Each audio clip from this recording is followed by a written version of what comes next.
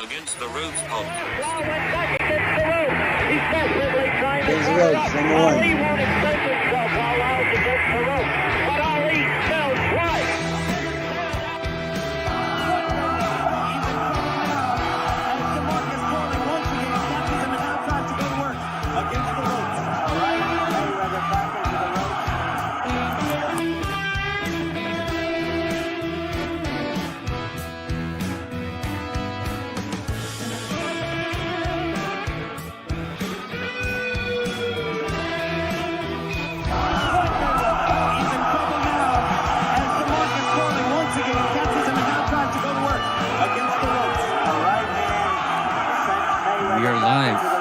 We are live, Chris. All right, ladies and gentlemen, welcome back to another episode of Against the Ropes podcast. I'm Gio Garcia here alongside Christian Mosqueda. Episode number 92, live and direct. 92, man. Close to that 100, man. It's amazing how far we've gone. We've met so many great fighters, managers, trainers, and now we have somebody that's in the filmmaking industry that's done a great service to the sport of boxing by using his hands to tell a story that happened years and years, decades ago, but that still has a big influence today in the world of boxing. Yeah, so without further ado, let's go ahead and introduce our special guest here, Chris. Yeah, we'll welcome boxing agent turned film director, Mr. Eric Drath, creator of the documentary film Assault in the Ring. Yes, sir. Hi, guys. Thanks so much. It's great to be here. It's our pleasure, our pleasure.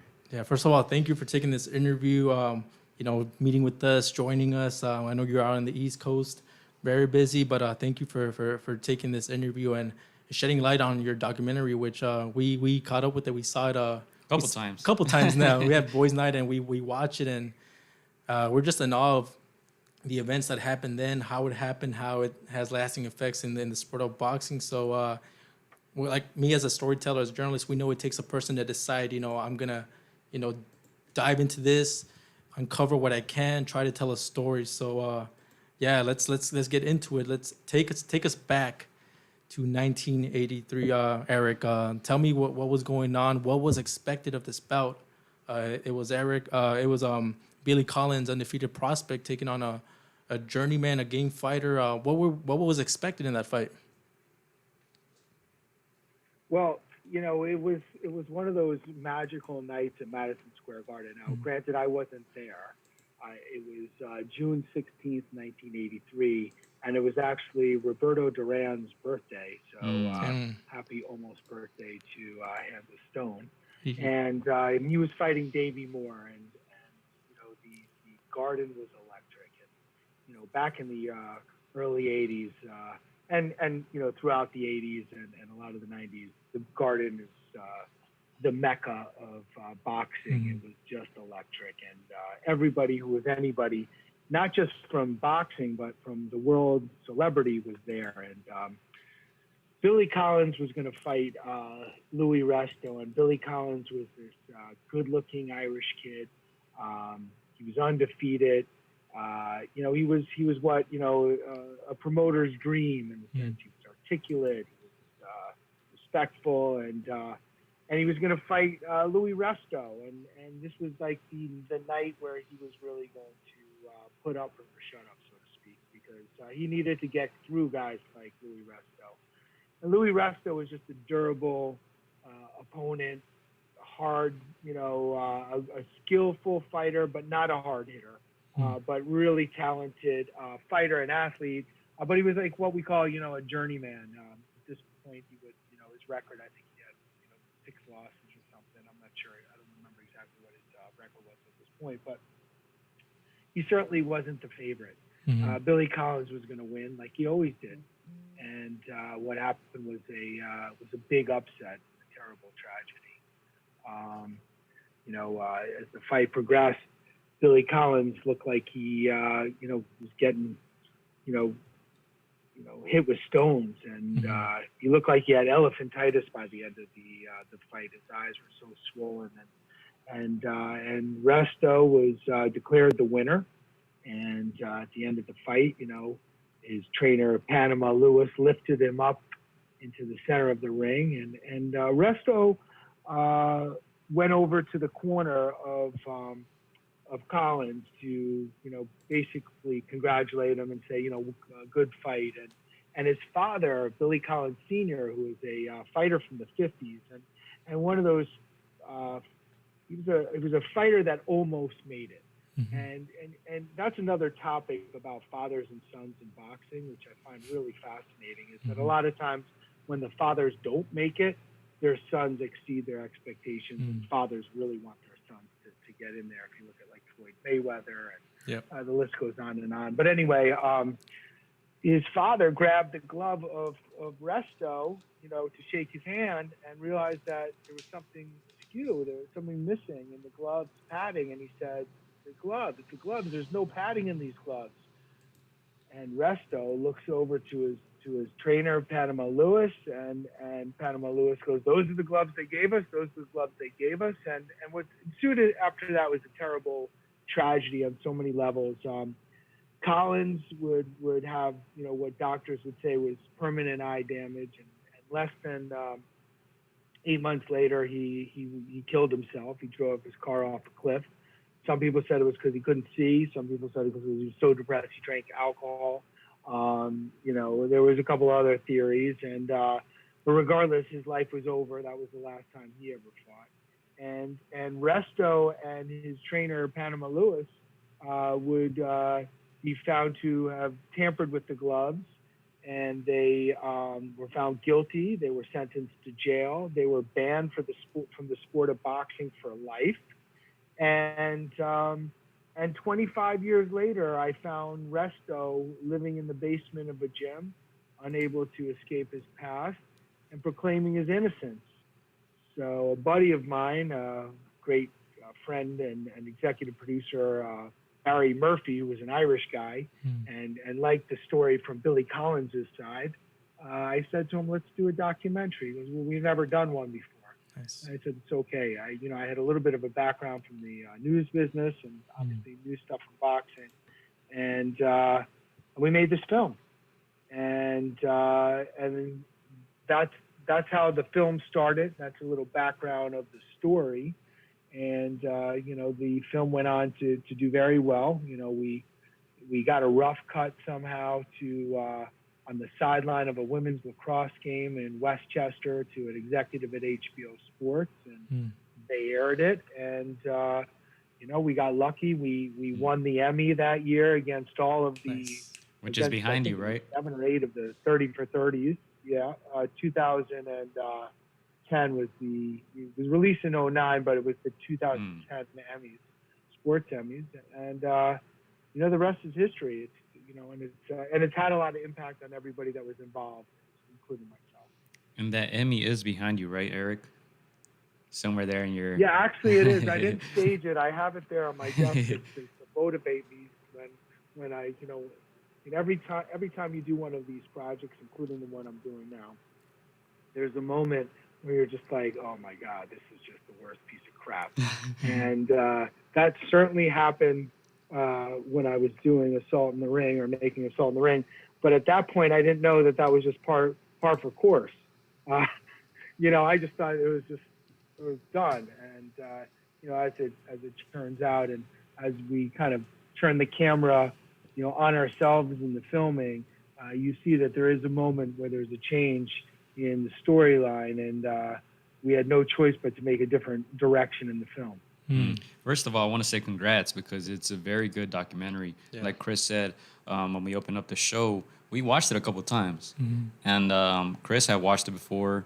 And I think after one of the last podcasts, you just kind of put it on.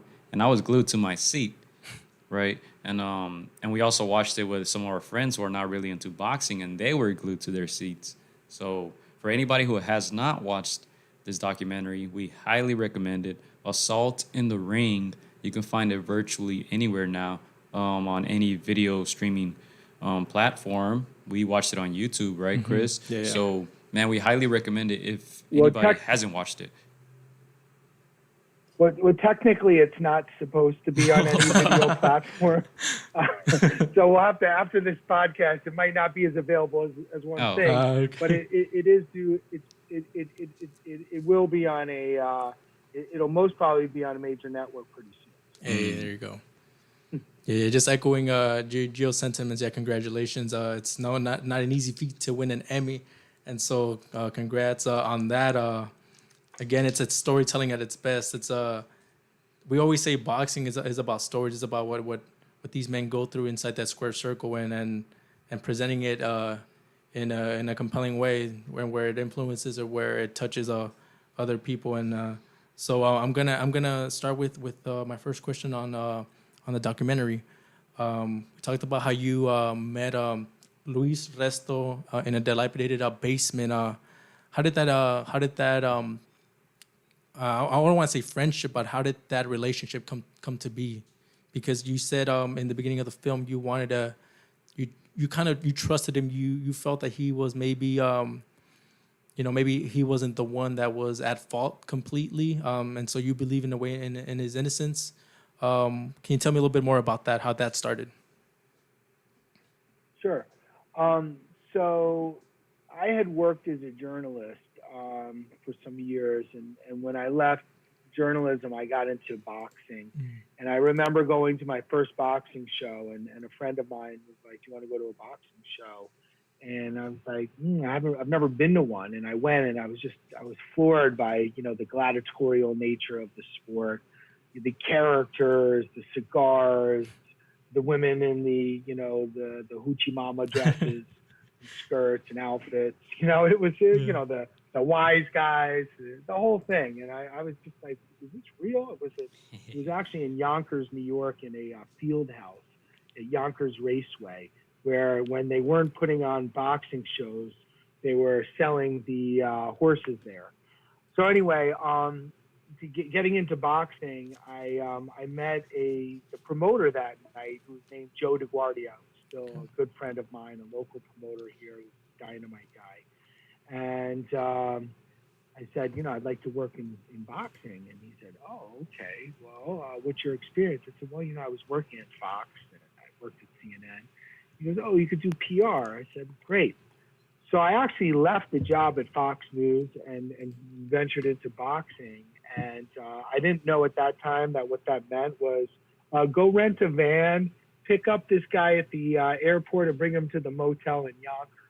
And then after that, take him to get medical. So it wasn't so glamorous. But anyway, Joe also owned a gym. His father, his late father, bless his soul, great guy, Joe DeGuardia Sr., owned a gym in the Bronx called Morris Park Boxing Gym. So I used to go to Morris Park Boxing Gym a lot, either to see fighters, to pick up fighters. It was just part of that Joe DeGuardia Bronx boxing world. And I remember seeing Luis Resto there, and everyone was like, poof, they were whispering. And I said, what? He's so nice. He was a quiet guy, mostly working with young kids. I didn't really see him working with a lot of grown-up fighters or older fighters, mostly young kids. And I said, well, what's going on with him? And they said, oh, that was the guy that was banned from boxing. He was put in jail. And I'm like, really? This guy? He's so nice. So it turned out he was living in the gym in the basement. And that's where I met him. And I said, is this true? Did you do what they said that you did?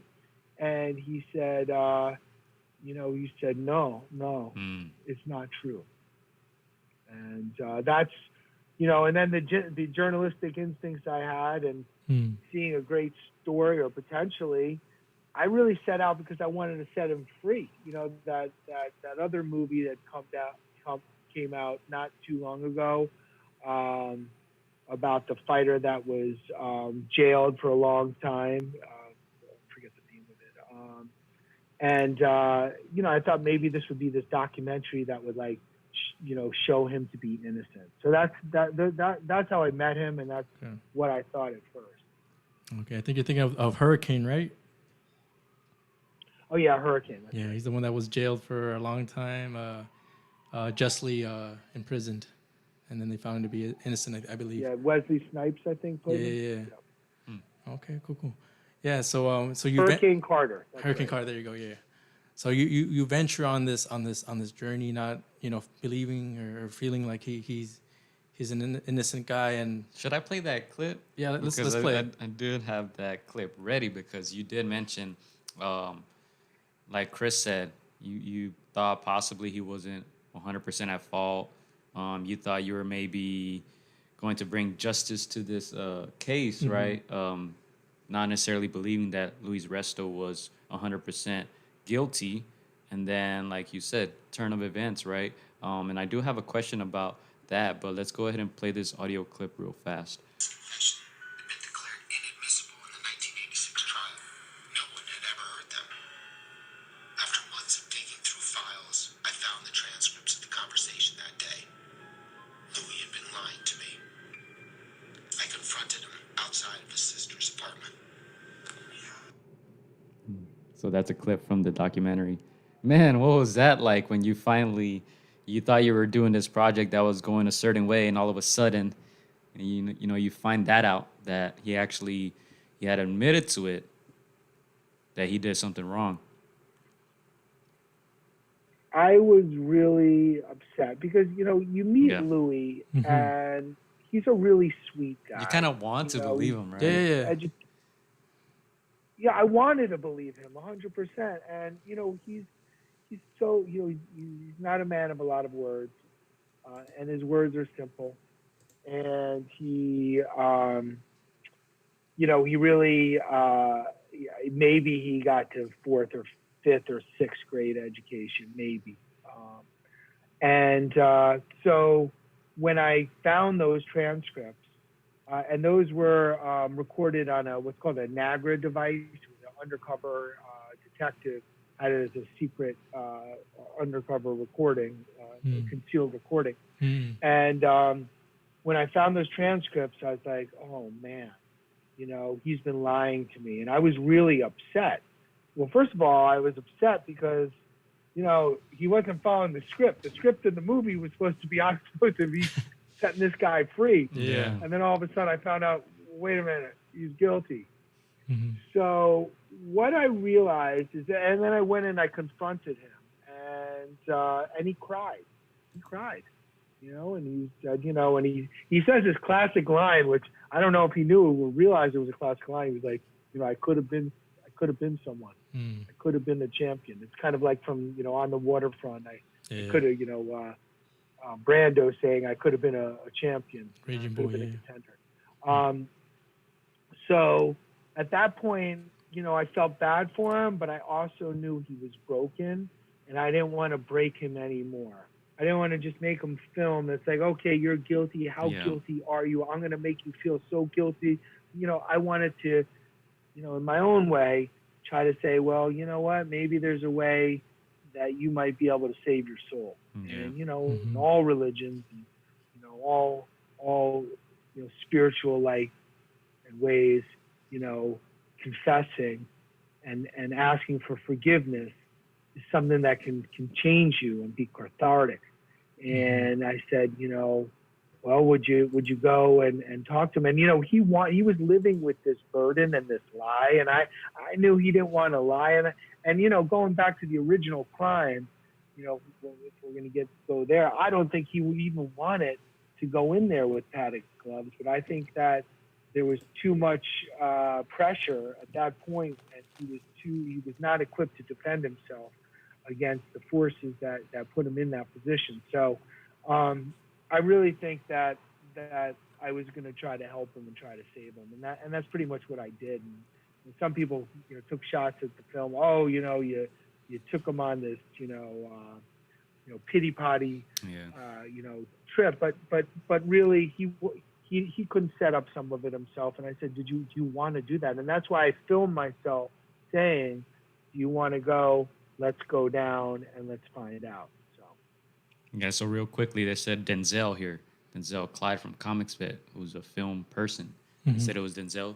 And Hurricane Carter, yeah. Okay, so it's Denzel. And let me ask you this because... Oh, yeah, Denzel. Yeah. Did you have to change the title of the documentary after you found that out? Well, the title is kind of interesting what happened. The original title that we came up with was Cornered, a life caught in the ring, and we submitted it to a film festival before HBO bought it as Cornered. And so once you put it on IMDb, which is like, the database of all movies, in one title, you can never change the title. So if you go to search the film, it comes up. I think if you put in Assault in the Ring, it comes up as Cornered still. So we named it Cornered when we were independent and just trying to sell it. And then when HBO came and got involved, their marketing team was like, how about Assault in the Ring? And we were like, sounds good to us. We were just so happy to be sitting in on 6th Avenue in HBO's office. We would have named it whatever they wanted. But Assault in the Ring really was a great name, and we all agreed on it. And then one more question, just staying on that topic of Luis Resto confessing. How was it when he starts confessing about other things that perhaps we didn't know about or you were not going to ask about, like the water bottles and the hand wraps as well? Because that was pretty shocking. It was a shocking turn of events when we were watching it. Even watching it the second time and third time, it still kind of gets to us. Yeah, no, I mean, it was just like, wow. I mean, there's that saying, people that lie a little bit can lie a lot. It was just, each time something else came out, I was like, wow. But it also started to make sense because, taking out the horsehair, there's less padding and you could really do damage. But the kind of damage that was done was so intense that when you have plaster of Paris, it makes a little more sense that it's even that more brutal. And then, kind of cracking the big, crime or, the big question of, the Panama Lewis bottle, what he put in bottles. And we found out, it was the nitrous oxide that you put in your nose. So it was really revealing. And I was also really proud of Louis that he came clean. And again, I know he was shedding the darkness from inside, and even today he calls me and, he feels so much, he feels better. You can never, sometimes it's the hardest thing to do is to forgive yourself. But he's at least free because he's at least made some amends in his life. Yeah, that's something I noticed throughout the doc in the beginning. He just had his head down. He just, he felt horrible for what happened on that night in 83.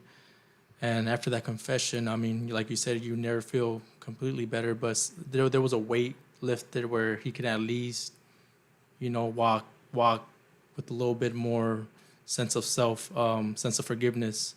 I know you helped them, try to get to that point. You took him to see Billy Collins Sr. And unfortunately, you guys weren't able to meet with him. I know it's very, very tough on the family, but you were able to get a conversation with Billy Collins Sr. Can you tell me a little bit more about that? Yeah, that it was difficult to kind of weigh the value of of giving him a platform to talk, because I think it was very important. A victim's family needs the opportunity to talk without, forcing ourselves upon him because we're making a film and we want to get it on camera. So it was a delicate dance to try to, be respectful of what this father had gone through. I mean, I can't even imagine, to all those parents out there that, God forbid, they lose their child. I don't know what could ever be worse. But yet we wanted to give him, and we also wanted to give Louis a chance to kind of see if he could apologize to Senior. What happened was, with all of the, the tragedy and the crime, it became as if Louis killed Billy Collins Jr. And on the one hand, he killed him because he could never fight again and he ruined his career. But did he kill him, put him to death. Billy probably did that on his own. So, but certainly Louis, started a chain of events that ultimately led to Collins' death. So, Louis again was walking around with the weight of murder on him. Like he felt so bad because he felt like he killed Billy in a certain way, and then at other times he'd go back to, well, I didn't really kill him. So it's been confusing for Louis to understand the consequences of his action, because in the media, at least at the time, it was as if Louis and his trainer Panama Lewis, one of the most notorious figures out there in the boxing world, actually killed Billy Collins. Yeah, so once again, just to put all this into context, because all this sounds like something out of a movie, right? Yeah. You have the heavy underdog, like you said, facing the good-looking Irish kid, Madison Square Garden, undercard of Duran against Moore, right? Resto in his corner has a controversial figure, right? Panama Lewis, who I think you guys said in the documentary 7 months prior to that, he was caught in that, in a way, scandal, right? Arguello against Pryor. With the whole water bottle where he says in between rounds, give me the water bottle. No, not that one, the one I mixed. Then next round, his fighter comes out and knocks out Alexis Arguello. He's in Resto's corner, right? And this fight, Resto, who was the underdog, all of a sudden he's annihilating the better boxer, right? And like you said, when he goes to the corner, the trainer of Collins, Billy Collins Jr., touches the glove, notices that something is wrong, and gets caught red-handed, right? And then after, Billy Collins Jr. goes into depression, drugs, heavily injured, and he loses his life in a tragic car incident, right? This seems like something out of a movie. Yeah. I mean, so if you guys have not watched this, make sure you go watch it, all right? Try to do it legally. Right, try to go watch it somewhere legally, but this sounds like something out of a Hollywood movie. I mean, it's hard to believe at times. Yeah, I'm surprised it hasn't been picked up for a script. Like it's that astonishing. It almost feels like that moment where Louis tells you about the asthma crushed pills in the water. It seems like that kind of goes. It triggers people to then think about the prior Arguello fight. Like, oh wait, then what was that about? Do you feel Panama Lewis not just cheated this fight or that one, but maybe in the past? Oh, certainly. I mean, I think that, usually by the time somebody gets caught doing something, they've done it several times. I think that there was a time in boxing where the best trainers, not necessarily, for champions, but a lot of trainers were almost known more for their special tricks and how to game, the system. And Panama had that kind of reputation, and some fighters chose to bring Panama into their corner just for the appearance that, hey, maybe something bad's going to happen. Maybe there's some kind of voodoo magic or something that he was going to do. Some kind of trickery or some kind of criminality that he would do. But certainly in that era of boxing, it was like the Wild West. And, it certainly does appear that Panama Lewis was probably doing this with other fighters before Luis Resto. In fact, I did start to go back to some fights. And you got to remember, he was also in Duran's corner. Yeah. That would be, and I'm not saying that Duran did that, but I'm saying that the same trainer was in Duran's corner. And if you go back and you look at some of his other fights and fighters, you can look at the padding, and sometimes it kind of looks the way Luis Resto's gloves did. Yeah, I feel like I'm on the same page as you, Eric. I don't want to say it, but yeah, he was in Duran's corner. Duran is known for having hands of stone, and so I'm not saying he had plaster, but the padding, who knows if that was a little bit taken out and it just increases punching power. So not to discredit a great, but with these things coming to light, it kind of makes you wonder and think, could it? You know. So Now let me go into the Maybe he's really the hands of plaster. Let me go into the defense of Duran. How many do we know how many fights Panama Lewis was in his corner? I don't have the exact number, but a few. You know, I know he wasn't one and Duran lost. So Ah. I don't know. Maybe I may be wrong. I don't know. I got to check my source, but you know. But I like some conspiracy theories. The whole scheme, at least from the DA's office, was thought out in a restaurant called Victor's, actually in an apartment in a restaurant, apartment above a restaurant called Victor's Cafe, which is Panamanian food. And Victor was Panamanian. And Panama, obviously his name is, he's part Panamanian. So the DAs alleged that there was, a bet put on the fight, and there was money on the fight. Yeah. We never found any other evidence of that. Nobody was around to be interviewed about that, but that's their theory. And certainly Panama was in that world. Yeah, and we have a comment here from Clyde from Comics Vet.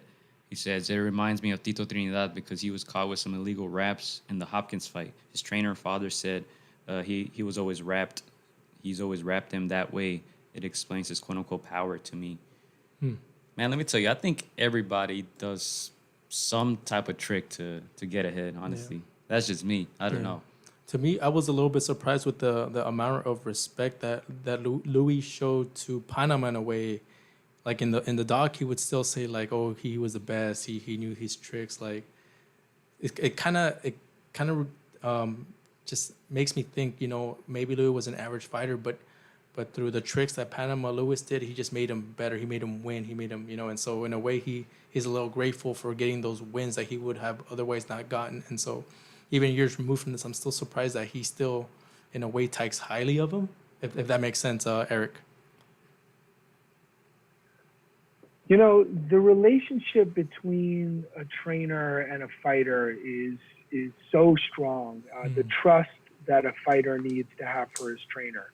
And Louis didn't have a father figure, because his father, or didn't have a father in his life. His mom and his sister were, raised, he was raised with his mom and his sister. So Panama became like a father figure and is a very overbearing person at that.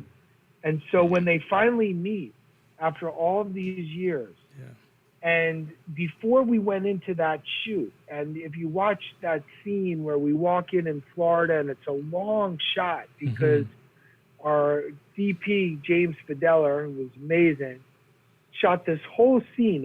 It's very long. There's no edit. And the camera follows Resto into the gym down in Florida. As we see Panama on the ring apron, standing up, working with the fighter, he turns around, and Resto walks over to Panama. And Panama immediately starts saying, "My son, my son." And Resto walks up, and we had talked to Resto before because Resto had admitted it. And we said, okay, Louis, go in there and are you going to what are you going to do? Are you going to say, I know you did this. Why don't you admit it? We're expecting one thing and something else happens. We're expecting Louis, he's all riled up to go say something. And instead you watch the scene, he walks in and he immediately puts his head down. He cowers down. Yep. In the arms of Panama and starts crying. Yep. And Panama's saying, my son, I'm going to take care of you. Don't you worry. Saying don't say anything. Keep it going. And I'm going to do things for your children that you couldn't even, your children's children that you couldn't do for your children. All kinds of these big hyperbole statements and bullshit, excuse the language. But it was such a case of seeing someone completely who had been dominated by another person. And again, going back to that trust, you're going in hand-to-hand combat. You just learned from your trainer, you got to trust the trainer. I mean, this is, if you don't trust him, then you're in trouble if you're on your own in there. Yeah. You being on the outside, what was your impression of Panama Lewis? You being on the outside, not being in any way influenced. What was your impression of him? Because he seems like he's like this, again, like crooked, maybe dirty, maybe, he gives out that aura. So what was your impression? We know that he asked for payment after every interview for this doc. Panama is interesting because as, abhorrible as the things that he's done and completely criminal and underhanded,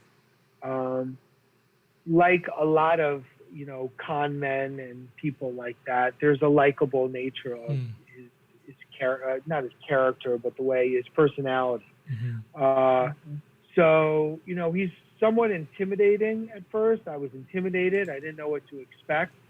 And because his reputation was so large and it superseded him. But I didn't believe him.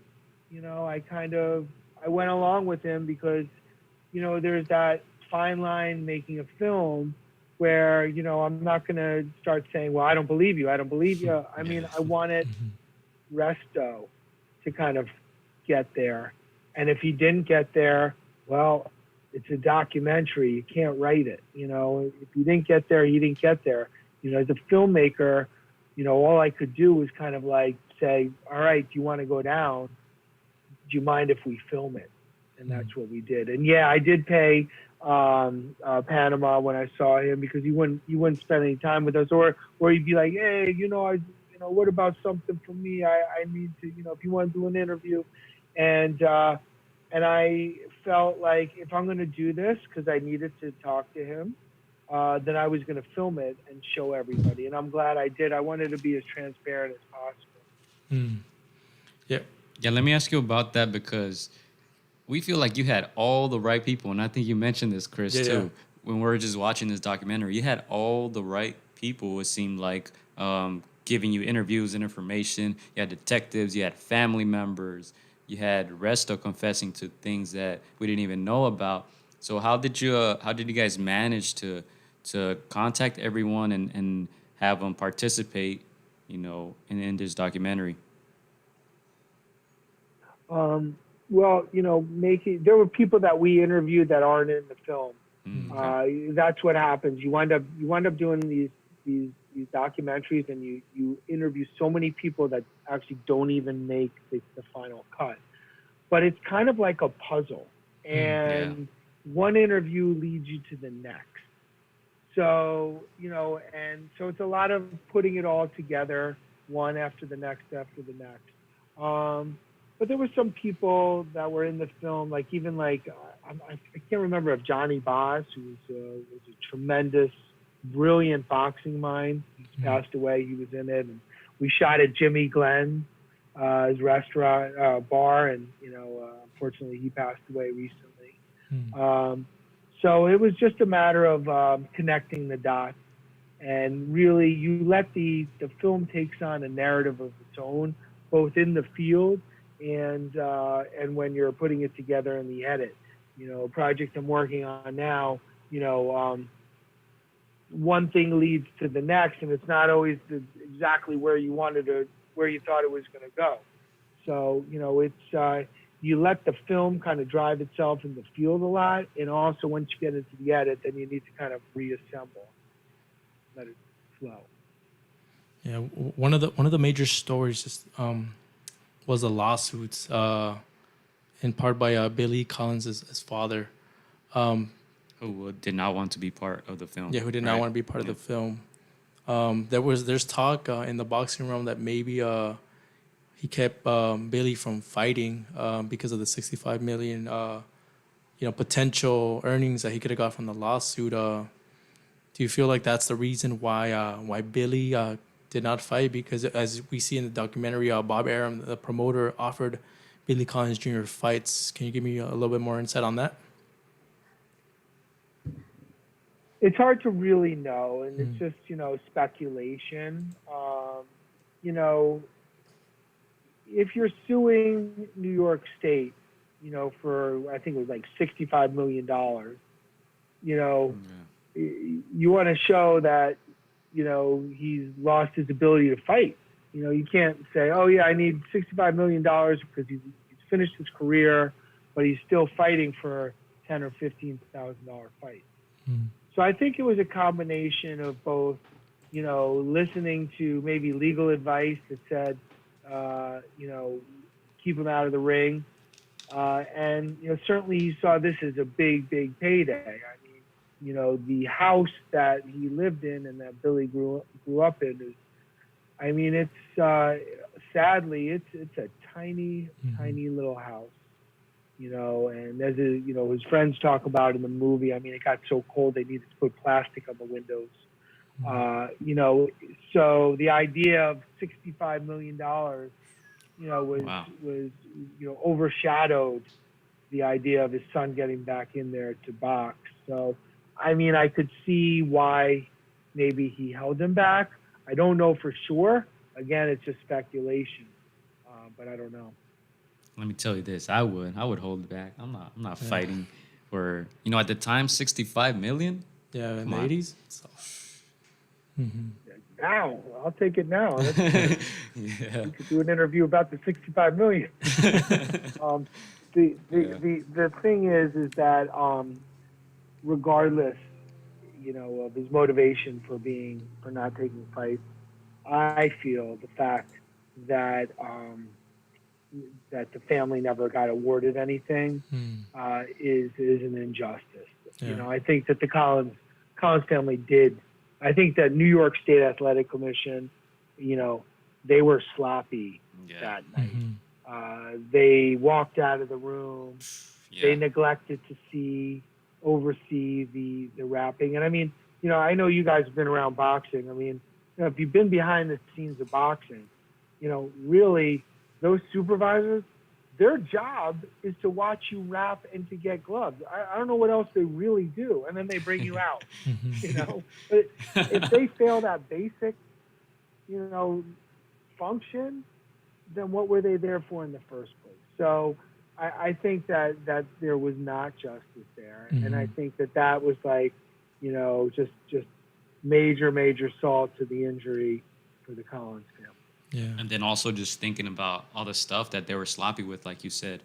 That's what we see now, a lot of the rules in place, right? The commission has to be there when you get wrapped, when you put your gloves on. Right after the fight, they take your gloves. You can only drink out of certain water bottles, right? And you look back to it and you see it because of cases like this, right? Where lives are altered in what was supposed to be a boxing match. And ultimately, a lot of lives were barely affected by this event.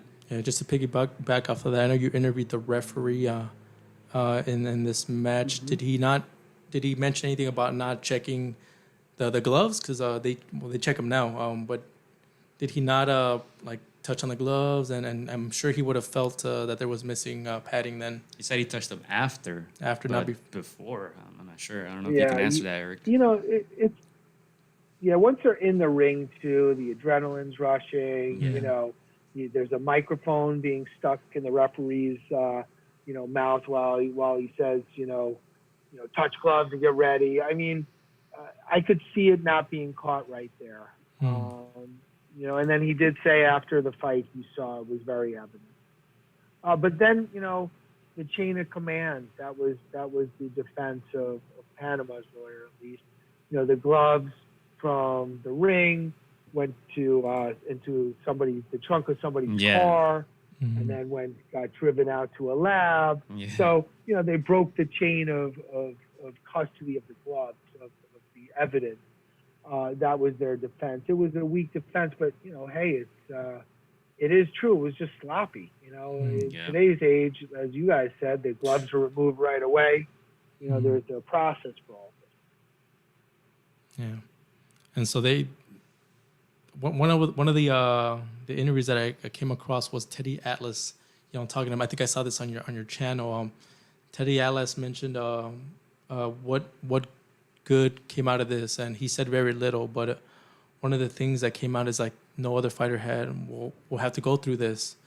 Unfortunately, one other fighter, was caught with plaster. I'm not sure if you know about the Margarito case, where he was caught with illegal hand wraps against against Shane Mosley. And he's not the only case, right? You mentioned another one. Yeah, there was another case. But this is probably the highest profile one. Yeah. And sadly he wasn't punished the way Resto in Panama was. Him and his trainer Capetillo. I believe they only got 1 year suspension and no jail time. Do you feel like they should have been banned for life and face jail time, even though I guess his opponent, his coach found the wraps and they were never used in that ring for that particular fight? But do you think he should have still faced jail time for that?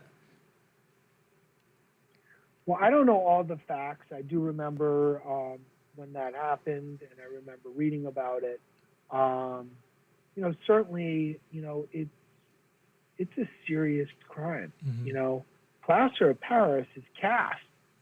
It's cheating, and I could see being, I'm more on the side, if you do something that heinous, there's just no forgiveness for that. It needs to be banned from the sport. But the money was big. Margarito, he was the A side. I don't know if he was at that point against Mosley, but Shane. He was and Resto was never the A side. Resto was always the B side. Maybe his first fight. But it shows the difference of when you have a promoter behind you, when you have money behind you, when you have the power behind you, the fans, the TV revenue, there are TV networks that want to see you back because the ratings are high. And I'm not saying that any one of these, people or institutions is completely responsible or complicit. But, it's different when you have a big superstar like that. There's more pressure to get him back into the ring. But ultimately, what's fair is that if you do something like this, you don't deserve to fight again because you can take a life, Yeah, and like you mentioned, that fight went on. Yeah. Margarito Mosley, that fight went on, and they dealt with him after, the money was made. Yeah.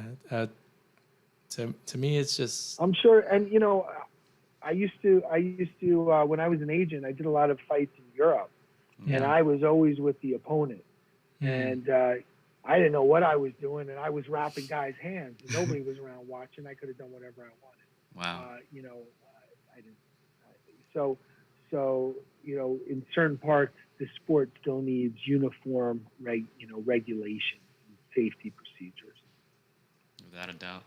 Yeah. For that fight, if the trainer wasn't so present, for that, Margarita could have gone away with it. It wasn't because that trainer was there in the locker room making sure, and I think it even got past some of the state officials, but the trainer, and I seen Richardson, is like, oh, check those wraps. They look a little old, And he was smart. He called the lawyers in, right? He did. He didn't want anybody to touch it, anybody to be around, because in the case, like you said, of Luis Resto, they still took the gloves to the manufacturer, and they're checking over here and over there, right? Nassim was very smart. He said, nope. Oh, yeah, that's nobody right. Be smart. Yeah, they went back to the manufacturer. Yeah, Everlast. Yeah. Yeah, imagine that, they took it to the manufacturer. Yeah. Wow. It's crazy. Yeah, it's a very, very sad moment in boxing, very, very tragic. Like Teddy Atlas said, at least some things came out of it.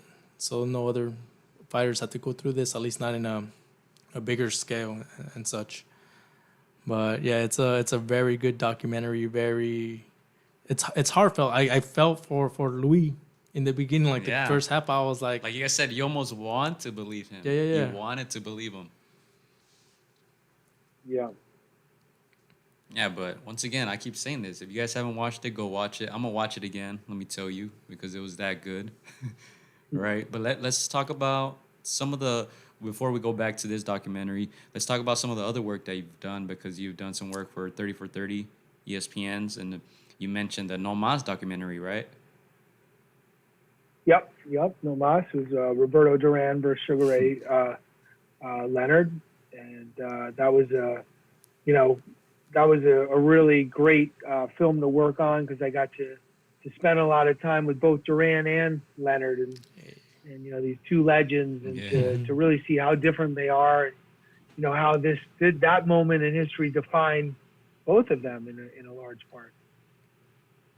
Yeah, and what are some other works that you've also done besides the Duran No Mas? Yeah, go ahead. I did a short documentary on Ali and Norton, and it was mostly about the state of New York City, which, with everything that's going on now, who knows if we go back to it, but, New York was in a really tough time, and it was 1976, and the police were on strike, and they had the fight in Yankee Stadium. And, mayhem broke out and there's no police. And the fight itself kind of took a backseat to the raucous crowd and what happened. And some people thought that Ali actually did not win the fight and Norton did. So the title of the short is called Robbed. I think there was a robbery done, if you listen to some people in the ring, and certainly everybody was getting robbed outside of the ring because of the lack of police and just the lack of order.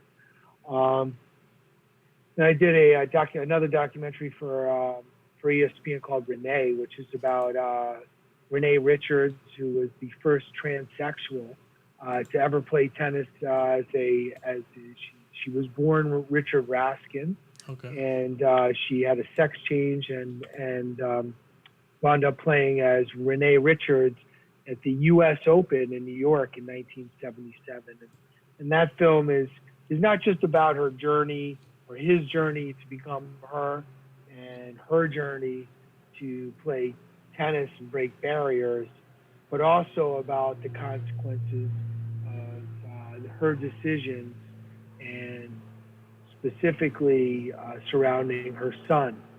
Who could never really reconcile that his father, had this, sex change on such a grand level, and it's really sad about the son, what he was like, and unfortunately, he took his life in February of last year. Oh wow! And after the film was made, but you can really see the stress and the tension and the rawness between the father and son, and I think a lot of these father-son stories are really interesting to me.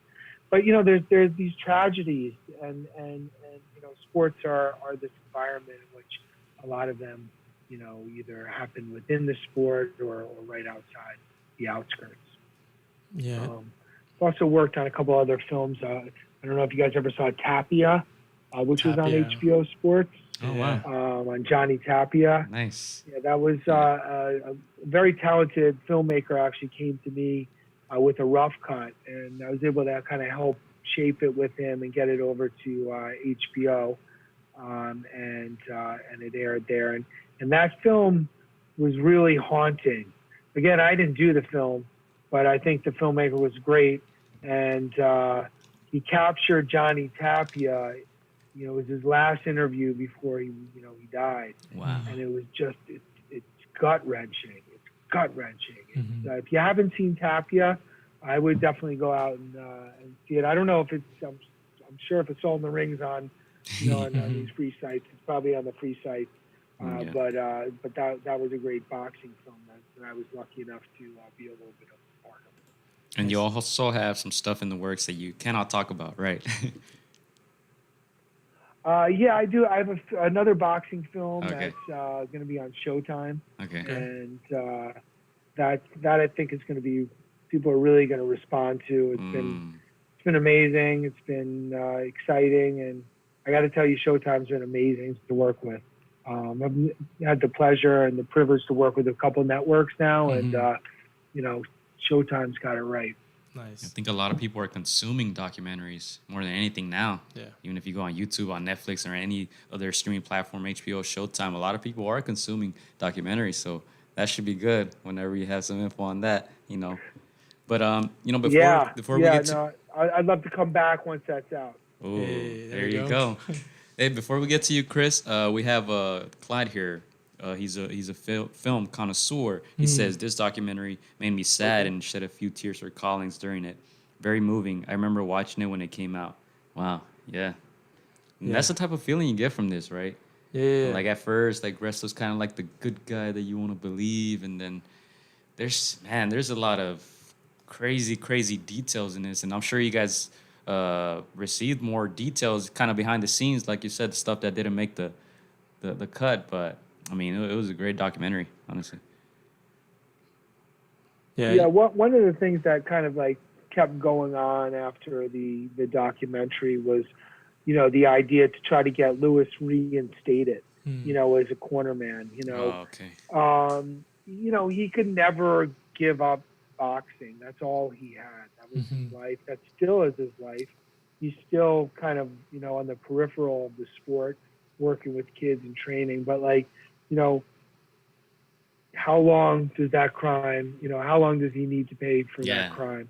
You know, and,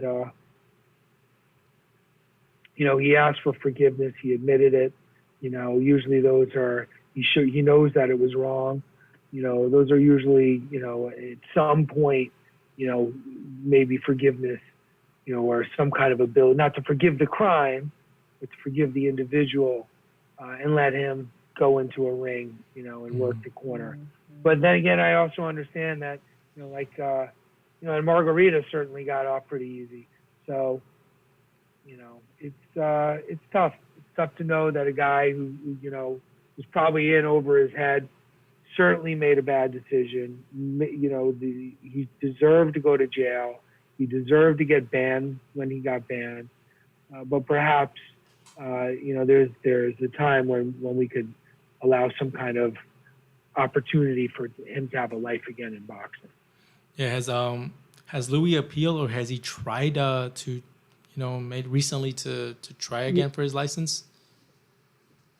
Yeah, he did. He tried after the movie came out, and he didn't get anywhere. And you know, New York State Boxing Commission is a thorny political, you know, bureaucratic, you know, part of the sport here in New York. And I don't know. It's hard for them to make a bold decision like that. He didn't have a lot of support behind him, and you know, they basically denied him. But I don't know if he's tried again, but his initial attempt to get the license was not successful.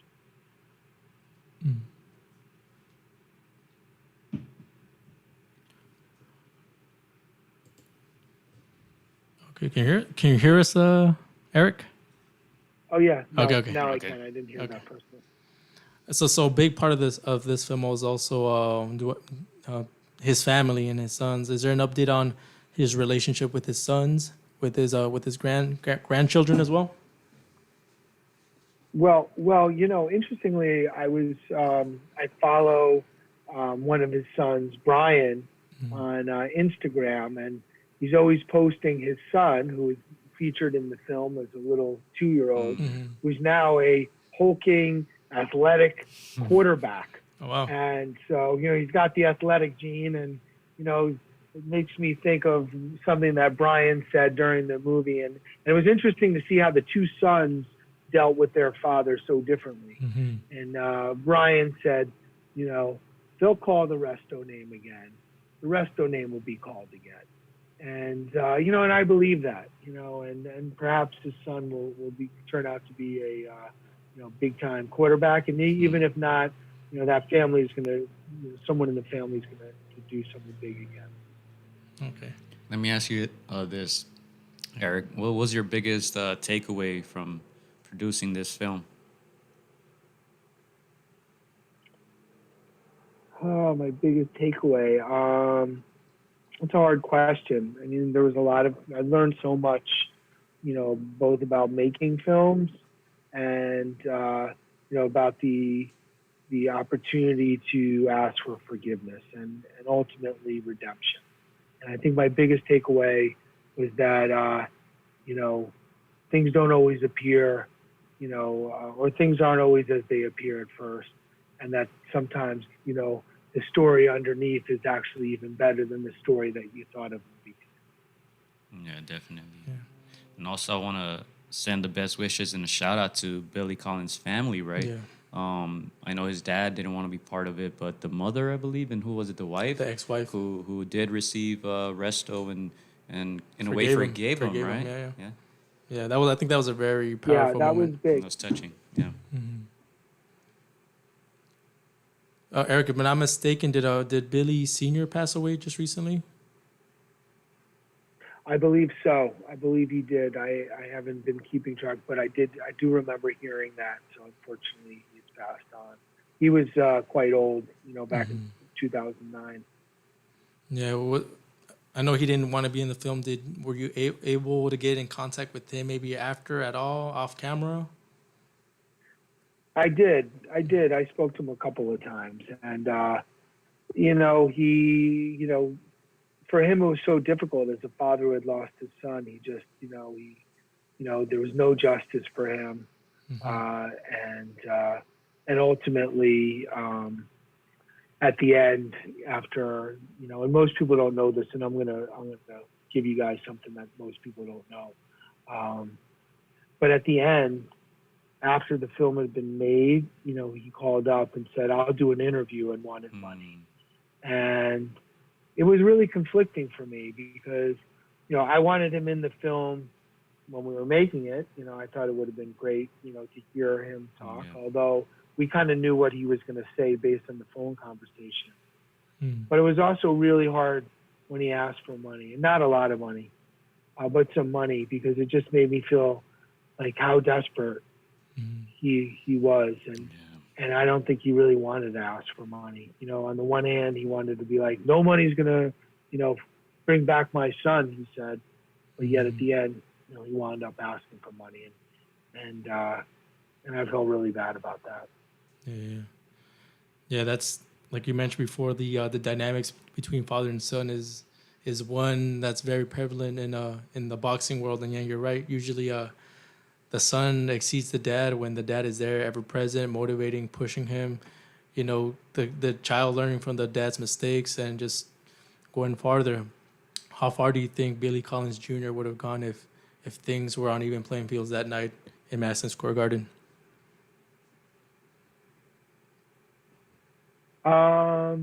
It would have been a hell of a fight. I mean, I really think that Luis Resto could have done very well. I mean, I don't know that he certainly wouldn't have done the same amount of damage, but he would have done very, very well. Oh. And how far do you think Billy Collins Jr. would have gone in his career if things were the norm, the right way? 14-0, 11 KOs, I believe, was his record at the time. I think he would have done well. I don't think he was as great as people said. I mean, I watched a lot of his fights, but he had the best promoter in the business, at the time, and some people might even say today, Top Rank. So when you have Bob Arum behind you, he's going to make you look good and put you in the right situation. So he probably would have had a really good, career. You still keep up with boxing nowadays, Eric? I do, but not the same. I've got a really, really full life with kids, and we do a lot of different productions besides documentaries. So I don't get to watch as much boxing as I used to, but I love the boxing fraternity. It's a small fraternity, but it's a wonderful fraternity. We've met people there, and I've met people in boxing that are lifetime friends, I'm very loyal to, and they're very loyal to me. What are some names that you like to look out for nowadays in boxing, some fighters? Boxing one? Yeah. Well, I think the heavyweight division is exciting again. Yeah. I mean, you know, I was watching Tyson Fury, and he's interesting because you'd think that he's going to be like the biggest fighter out there, he's physically the biggest fighter, but he doesn't have, I don't know if he's going to get the following in the United States that he does overseas. I don't know if what he's got going on in Europe is necessarily going to be translated into a huge fan base here. That I'll be interested to see. But there's a couple other guys in the heavyweight division that, I'd like to see him fight Joshua again, Nice. Yeah, and they're rumored, right? Supposedly they agreed this morning to fight Tyson Fury and Anthony Joshua. Supposedly they agreed to 2 fights. Wow. Well, that'll be interesting. I mean, they used to say that, as the heavyweight goes, so goes the sport. Yeah.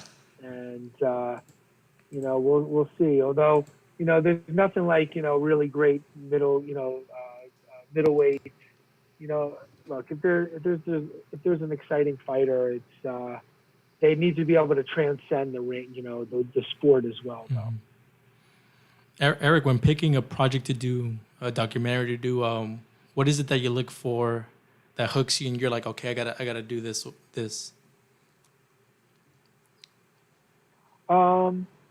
Well, usually I like to have a personal connection to the story because these are works that you have to be passionate about. They're not just, simple 6 months and they're done. They take year, 2 years. And so if you're not passionate going in, it's hard to keep it up and you want to do your best job. So I always look for a story that I'm interested in personally, that I have some connection to personally, or some access to, and something that I'd want to watch. Let me ask you this. Did you watch the Michael Jordan documentary that recently made a lot of headlines? I watched some of it. I didn't watch the full, 9 or 10? I didn't watch 10, every right? episode, 10 but I episodes, saw a couple yeah. of them. 10 episodes. Like Eric's like, I could have done better.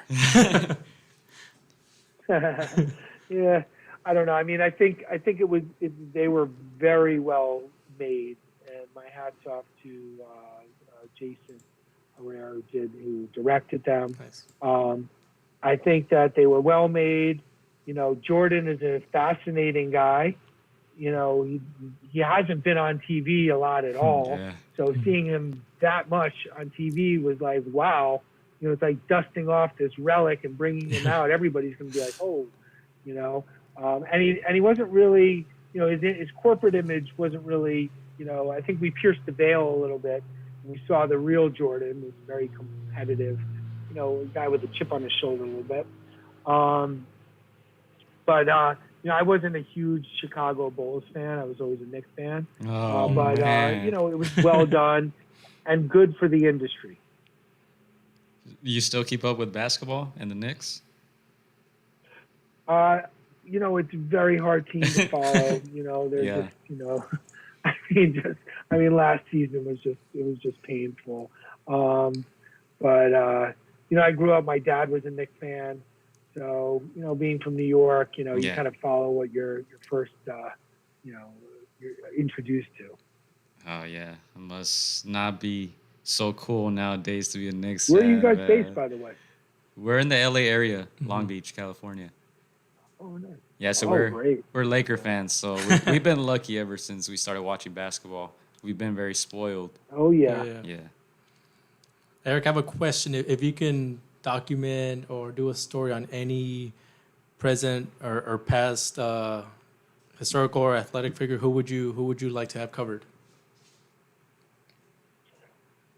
Well, I have spoken many times, and I've wanted to do, and I've pitched to ESPN and other networks. I think Don King is the most fascinating guy in boxing. They did a documentary on him. Jack Neufeld did it, and really exposed his dark side. I don't know if it was fair or not. I'd really like to give Don King his that would be great. That would be great. Did you see our smiles? Yes. We just lit up. We're like, oh, that'd be good. Controversial figure, but yeah. you can't deny that he's and, done a lot I for talked boxing. to Don. as recently as about 3 weeks ago. Mm. But I don't know. I don't know if he wants anybody else to tell his story or if anybody to tell his story. But I've been trying. And you know what? That's leading to this I've been question trying. here from Clyde in the comments section. Very good question. He says, like the Jordan ESPN docuseries, would you allow someone to have final say in his documentary like Jordan did?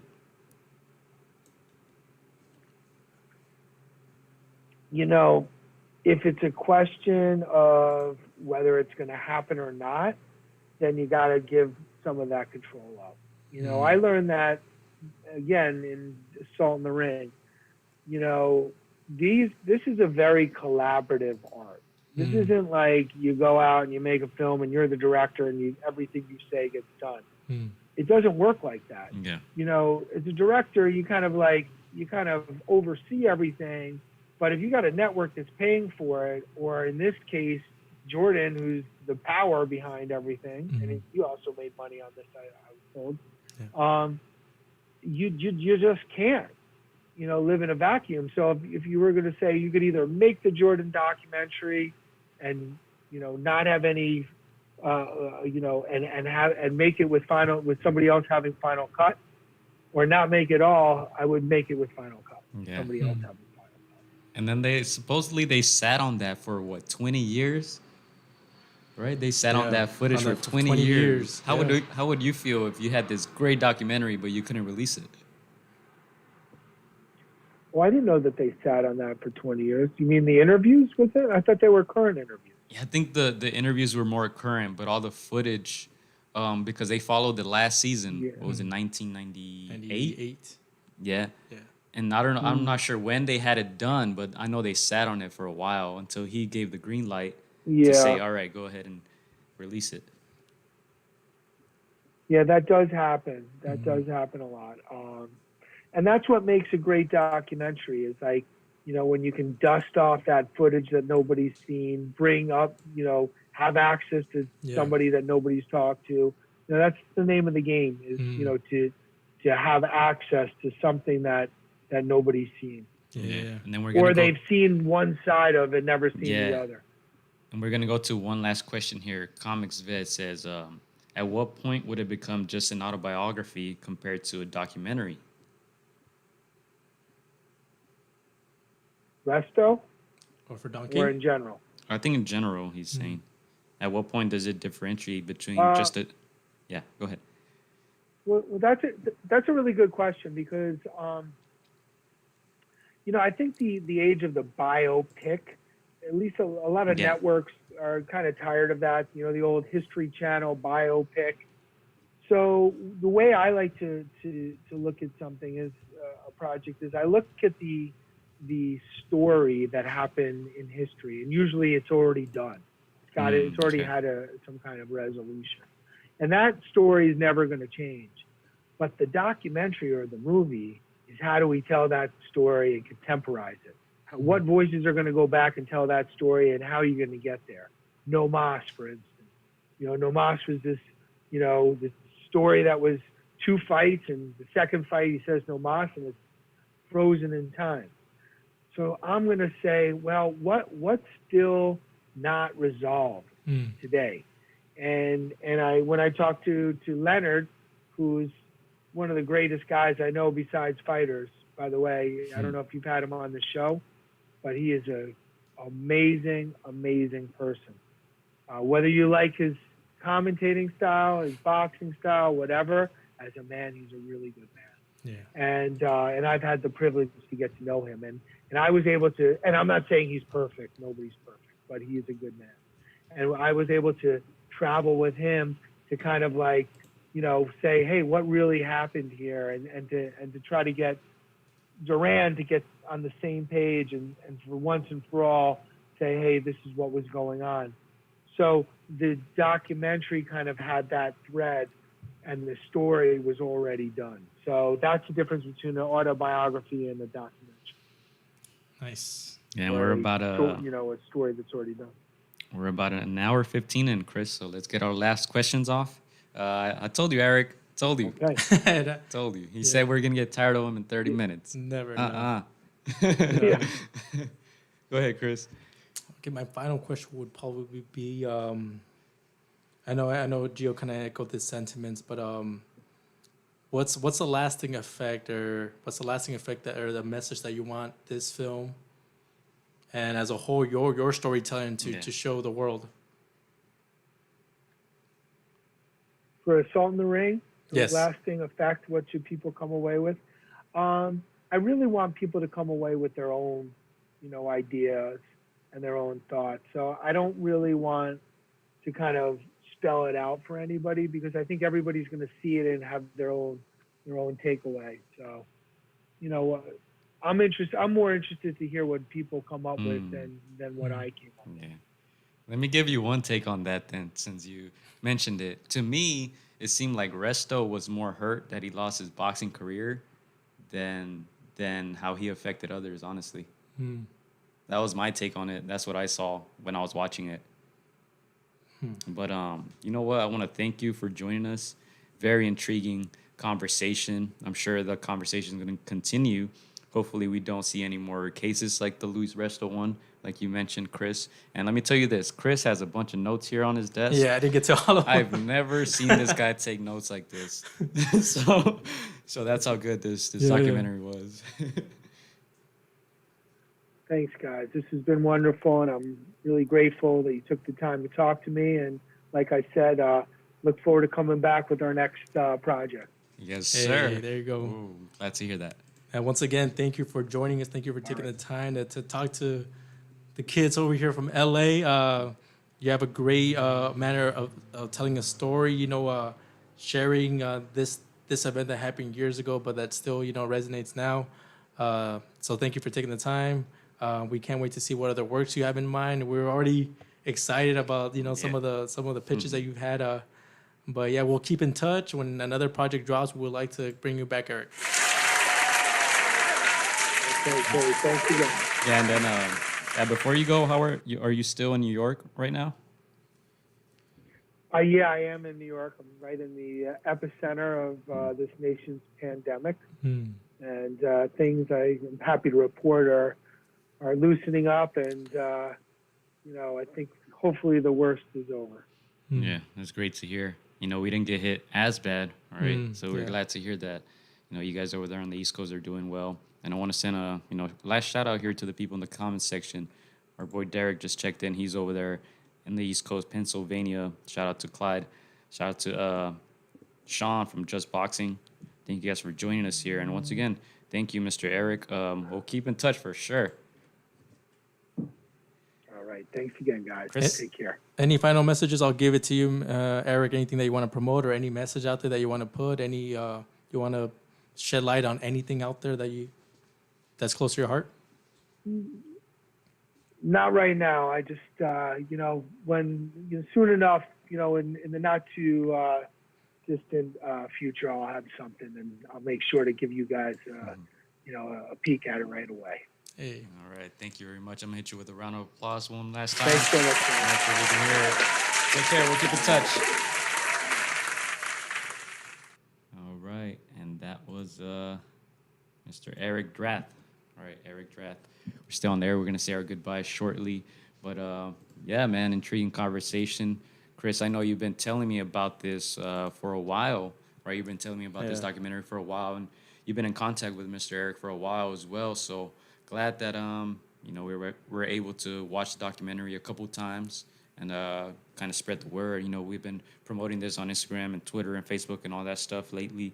So hopefully you guys watched it. If you haven't, go ahead and watch it before they take it down.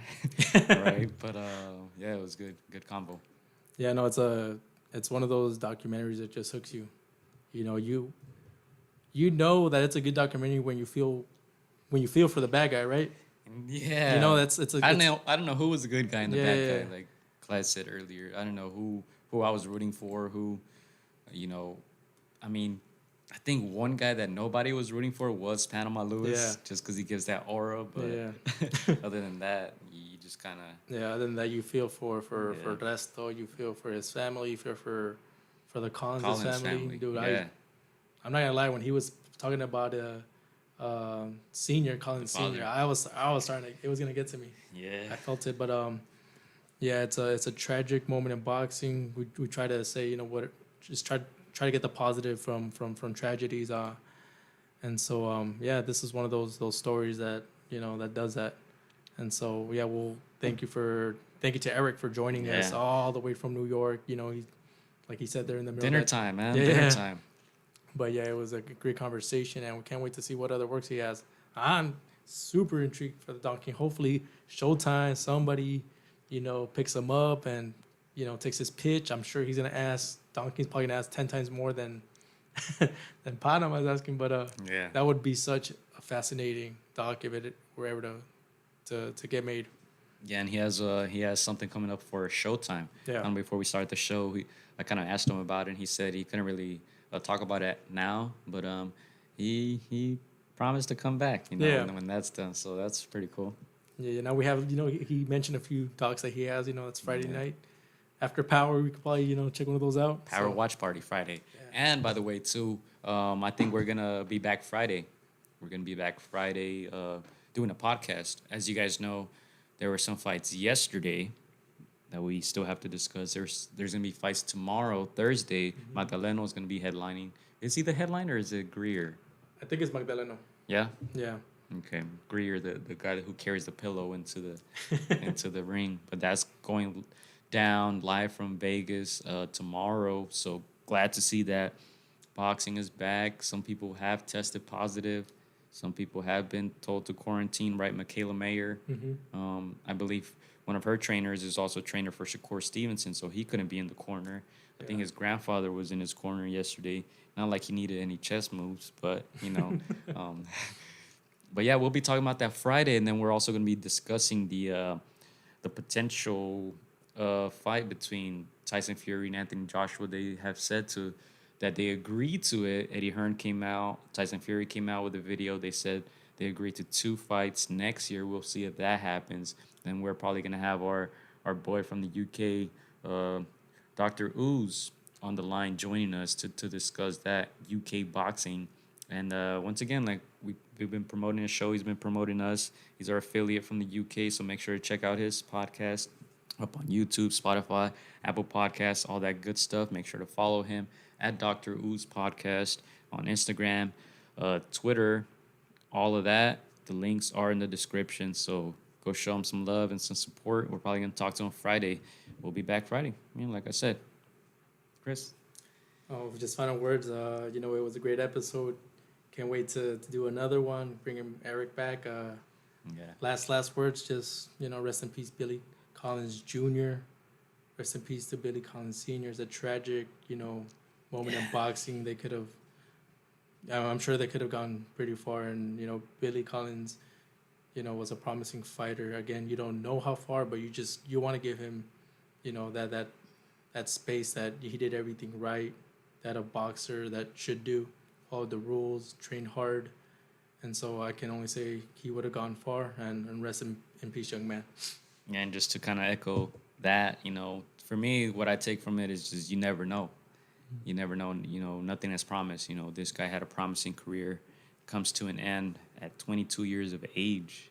22 years of age, right? So you never know. We've been through a crazy year, this 2020. Who knows what's in store? So just enjoy it, man. Live every day. And like I said, we'll be back. Once again, thank you to Mr. Eric for joining us. Great episode, like you said, Chris. And Friday, we should be back around the same time, maybe. Yep. Same time. So we'll be tuned in to the Magdaleno fight and all the undercard live from Vegas. We'll be on that ESPN. And yeah, that's it for me, man. That's it. Boxing is back. Yes, sir. Let's hit them with some. I always got to hit this one at least once a show. God no. And I don't know who NM is, man. Flat Flat out. out. Yes, Flat sir. Thank you guys once again for tuning in. If you have not subscribed to the YouTube channel, make sure to subscribe. And if you haven't been following us at AtRopes on all your favorite social network platforms, make sure to follow us. That's where we post most of our info. That's how we promote this show and all that good stuff. So be on the lookout. Like I said, Friday, maybe same time. Follow us so you know. Hey. If you know, you know. I thank you guys. We out.